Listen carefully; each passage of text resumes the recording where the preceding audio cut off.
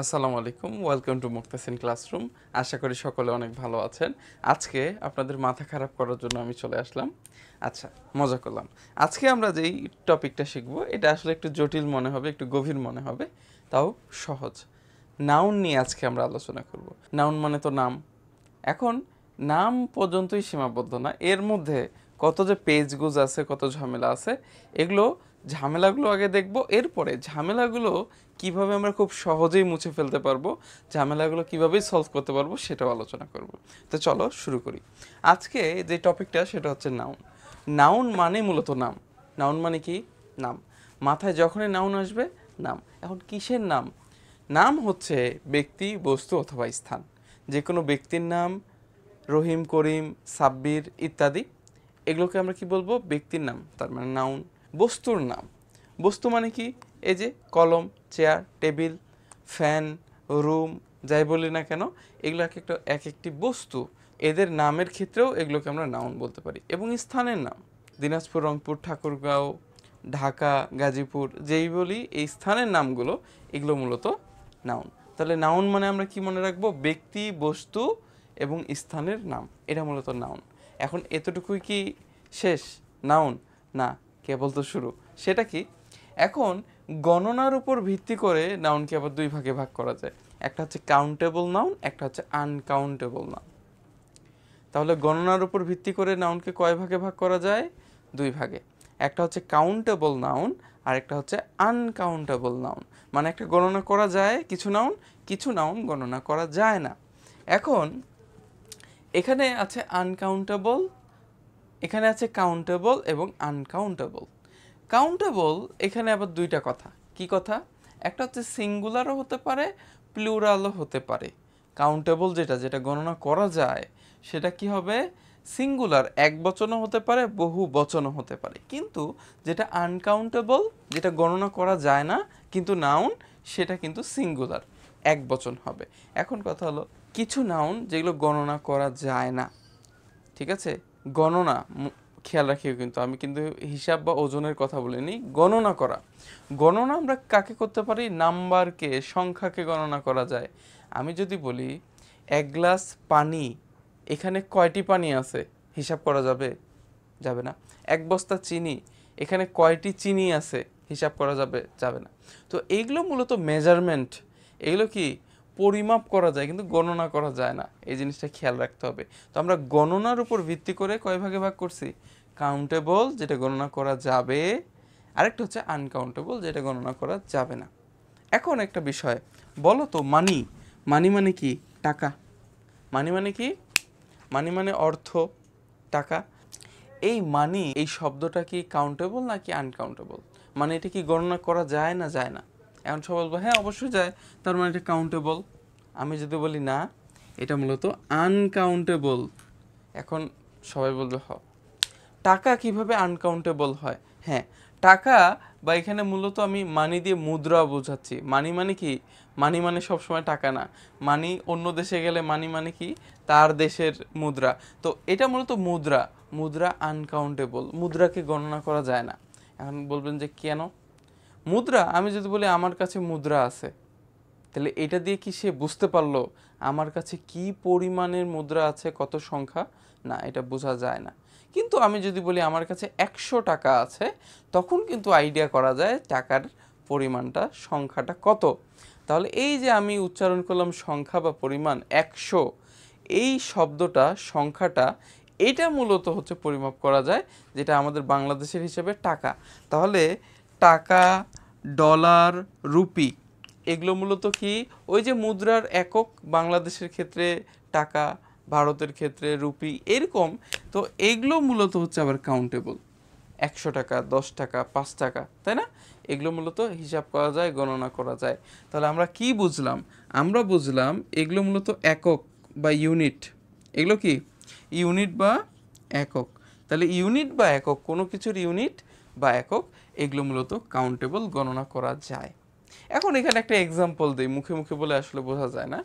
এখন আমি যদি বলি 100 টাকা, তাহলে এই 100 টাকা দিয়ে কি আমরা গণনা করতে পারলাম? হ্যাঁ অবশ্যই পারলাম। তাহলে এটা মূলত হচ্ছে কাউন্টেবল, কাউন্টেবল। এখন কথা হলো কাউন্টেবল হলে তো আবার সিঙ্গুলার এবং প্লুরাল যে কোনো দুইটার মধ্যে একটা হইতে পারে, এটা কোনটা? একবচন বহুবচন, একবচন না বহুবচন? অবশ্যই এটা বহুবচন প্লুরাল। কিভাবে বহুবচন কখন হয়? একের অধিক। যখন আমরা কোনো একটা সংখ্যাকে সর্বনিম্ন বা ক্ষুদ্রতম একক দ্বারা ভাগ করতে পারবো যতক্ষণ, সেটা কি প্লুরাল। কিন্তু যখন আমরা আর একে ভাগ করতে পারবো না, সেটা মূলত সিঙ্গুলার হয়ে যাবে। আচ্ছা, আমি যদি বলি 10 টাকা, এটা কি? এটা তো কাউন্টেবল, আমি গুনতে পারতেছি 10 টাকা, কিন্তু এটা সিঙ্গুলার না প্লুরাল? অবশ্যই প্লুরাল, কারণ 10 এটাকে আরও 10 দিয়ে ভাগ দেওয়া যাবে। ঠিক আছে, এখন আমি যদি বলি 1 টাকা, এটাও মূলত কাউন্টেবল, আমি গুনতে পারতেছি 1 টাকা 2 টাকা। এখন কথা হলো এটা প্লুরাল নাকি সিঙ্গুলার? অবশ্যই সিঙ্গুলার। তার মানে কি এটা একটি একক বা ইউনিটি, একে আর আমি চাইলে ভাগ দিতে পারবো না। হ্যাঁ, এখন কথা হলো ভাগ হলে ফ্র্যাকশন কিছু মান আসবে, দশমিক আসবে, এগুলো আসলে না, পূর্ণ সংখ্যা আসবে কিনা? আর আসবে না, একের নিচে আর আসা সম্ভব না। তাহলে এক মূলত হচ্ছে কাউন্টেবল কিন্তু সিঙ্গুলার, আর একের অধিকে যা থাকবে যেগুলোকে আমি ক্ষুদ্রতম অংশে ভাগ করতে পারবো সবগুলোই কাউন্টেবল হবে, কিন্তু এগুলো বহুবচন বা প্লুরাল হবে। বুঝতে পারছি? তাহলে আশা করি কাউন্টেবল, আনকাউন্টেবল, সিঙ্গুলার, প্লুরাল কোনগুলো এগুলো তোমরা চিনতে পেরেছো। এখন কথা হলো এখানে আরও কিছু ট্রিক্স আছে। তাহলে এখানে একটা নোট লিখলাম, সেটা কি? সেটা হলো মানি এর ইউনিট কাউন্টেবল এবং মেজারমেন্টের ইউনিট আনকাউন্টেবল। মানি মানে ওই যে মুদ্রার এককগুলো, টাকা, রুপি, ডলার, যাই বলি না কেন, এরা আসলে কাউন্টেবল ইউনিটগুলো, কিন্তু মেজারমেন্টের ইউনিট এইটা আবার আনকাউন্টেবল। মেজারমেন্ট মানে কি? পরিমাপ। আমি যদি বলি এখান থেকে এটা 1 মিটার, 1 মিটার পরিমাপ, এই মিটার তো একটা ইউনিট বা একক। মিটার এটা কি কাউন্টেবল? মিটারটা শুধু কি কাউন্টেবল? না, মিটারের সংখ্যাটা কাউন্টেবল। 100 মিটার, 100 মিটার, 10 মিটার, কিন্তু শুধু মিটার এটা কি কাউন্টেবল? না, এটা কাউন্টেবল না। তাহলে তাহলে মানি এর ইউনিট কাউন্টেবল, মেজারমেন্টের ইউনিট আনকাউন্টেবল। এটা শুধু খেয়াল রাখো, এটা খুব একটা ইম্পর্টেন্ট না, তোমরা খেয়াল রাখো।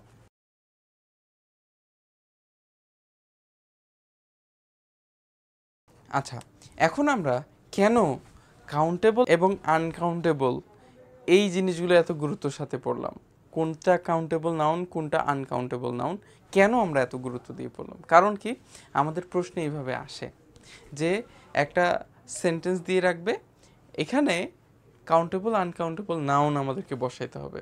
এগুলো মূলত এমসিকিউ এ আসে। ঠিক আছে, কিভাবে আসতে পারে তার আগে আমি বলি যে আমরা কেন কাউন্টেবল আনকাউন্টেবল এই ফরম্যাটগুলো পড়লাম। কারণ কি, একটা সেন্টেন্সে যখন কাউন্টেবল অ্যাজেটিভ অথবা ডিটারমিনার থাকে, তার সাথে সব সময় কাউন্টেবল নাউন বসতে হয়। আবার যেই সেন্টেন্সে আনকাউন্টেবল ডিটারমিনার থাকে, সেখানে অবশ্যই আনকাউন্টেবল নাউন বসে। তাহলে একটা সেন্টেন্সে আমি চাইলেই যে কোনো নাউন বসাই দিতে পারবো না, আমাকে চেক করতে হবে ডিটারমিনারটা কি কাউন্টেবল নাকি আনকাউন্টেবল। কাউন্টেবল ডিটারমিনার হলে কাউন্টেবল নাউন বসাতে হবে, এবং আনকাউন্টেবল ডিটারমিনার হলে বা অ্যাজেটিভ হলে সেখানে আমাকে আনকাউন্টেবল নাউন বসাতে হবে। অথবা উল্টাটা হতে পারে, আমাকে সেন্টেন্সে কাউন্টেবল নাউন দিয়ে রেখেছে, সেখানে এখন আমাকে কাউন্টেবল ডিটারমিনার বা অ্যাজেটিভ বসাতে হবে। আনকাউন্টেবল নাউন দিয়ে রাখলে আনকাউন্টেবল ডিটারমিনার অথবা অ্যাজেটিভ বসাতে হবে। বুঝতে পারছি? এই জন্য আমরা এটা গুরুত্ব দিয়ে শিখলাম। এখন প্রশ্নে কিভাবে আসতে পারে? প্রশ্নে আসতে পারে এইভাবে, প্রশ্নে একটা সেন্টেন্স আসতে পারে, I have dash money in my pocket. এখানে নিচের যে কোনো অপশন থেকে একটি বাছাই করতে বলল। আচ্ছা, এখানে ফিউ, মাচ, মেনি, এখন কোনটা বসাবো? এখন আমি যদি প্রত্যেকটাই একটা করে বসাই, আমার সেন্টেন্স কিন্তু পূর্ণ হবে। খুবই মনোযোগ দাও। I have dash money in my pocket, আমি যদি ফিউ ইউজ করি, I have few money in my pocket, কিছু টাকা। I have much money in my pocket. I have many money in my pocket. এখন এখানে আমি চাইলেই তো যে কোনো একটা ওয়ার্ড বসে সেন্টেন্স কমপ্লিট করতে পারবো, কিন্তু এখানে কিন্তু রেস্ট্রিকশন আছে। কি রেস্ট্রিকশন, আমাকে দেখতে হবে যে আমার সেন্টেন্সের মধ্যে নাউন কি কাউন্টেবল নাকি আনকাউন্টেবল, সেই হিসাবে আমাকে অ্যাজেটিভ বা ডিটারমিনার বসাতে হবে। তাহলে এখানে একটা লক্ষ্য করো, মানি এই কথাটা একটু আগেই আমরা শিখে আসলাম, সেটা মূলত কি আনকাউন্টেবল। এই যে আনকাউন্টেবল একটি নাউন আছে এখানে, তাহলে এখানে কি কাউন্টেবল ডিটারমিনার বসবে নাকি আনকাউন্টেবল? হ্যাঁ, একবারে ঠিক ধরছো, সেটা মূলত আনকাউন্টেবল ডিটারমিনার বসাতে হবে। তো মাছ মূলত হচ্ছে আনকাউন্টেবল ডিটারমিনার। এগুলো তোমরা এখনো জানো না, যেহেতু ধরে নাও মাছটা কি আনকাউন্টেবল ডিটারমিনার। এই নাউনের চ্যাপ্টারের পরেই আমরা কিন্তু ডিটারমিনার শিখব, ভয় পাওয়ার কোনো কারণ নেই। তাহলে এখানে আনকাউন্টেবল হলে এই আনকাউন্টেবল এখানে আমাকে বসাতে হবে। ফিউ বসাতে পারবো না, মেনিও বসাতে পারবো না। তা I have much money in my pocket, বোঝা গেছে? এইভাবে প্রশ্ন মূলত আসে। তাহলে আমরা যেখানে আনকাউন্টেবল নাউন পাবো, আনকাউন্টেবল ডিটারমিনার বসাতে হবে। যদি এখানে কাউন্টেবল পেতাম, এখানে আমাকে কাউন্টেবল বসাতে হতো। ঠিক আছে?